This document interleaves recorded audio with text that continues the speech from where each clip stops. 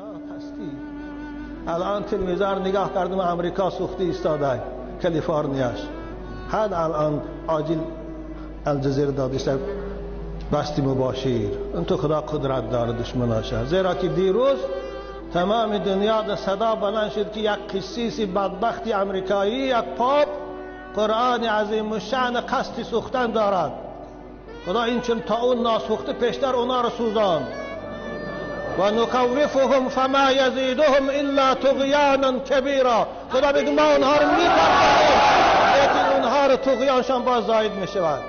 الحمدلله که او رو خداوند که به این نرسان الان با خبر دادن که از این قصدش گشته است، لیکن خدا انتقامش گرفت. قرآن چی؟ برای چی ما انجیل نمی سوزانیم؟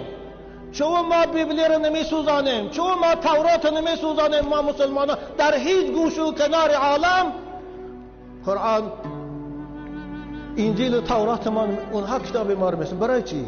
برای که اونها دینشان ناحق است، دینشان بی اصل است، بنابر دست به زوری و خشونت آوردیان. خوب اون طرف شک نمیگم. الان همچنان سوخته است در کالیفرنیا که سمالیاتاش در هوا معلق موندیان. راست بستی مباشر دازه پرایموی ترانسلیسیون. این خدا انتقام گو انا من المجرمین منتقمون. خدا میگه من حتما از دشمنانم، از جنایتکارانم انتقام میگیرم، دیر یا زود. کلته که خدا صدا ندارد، بعد از زدن دیگر دوا ندارد. بنابر وقتی که ما قامت خم میکنیم سبحان ربی العظیم میگیم، معنیش همین است.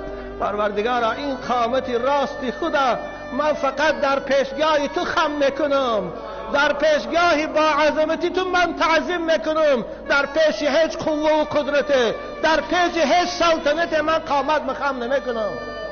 ببینید در کنای یوسف وقتی که در پیش اخلاقتون همه سر سجده میکنن، زمین خم میکنن، یوسف سرش خم نمیکند.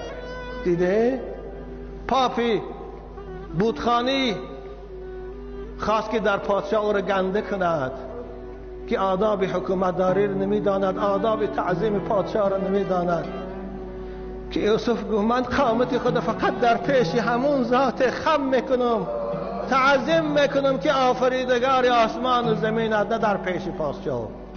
موحد چی در پای رزی زرش، چی شمشیر هندی نهی بر سرش، امید و حراسش نباشد ز کس، برین است توحید، بنیاد توحید و بس. اما کسی خدا نداره، پیش هر کس تعظیم میکنه، پیش هر کس سجده میکنه، همه رو برابری خدا مت میکنه.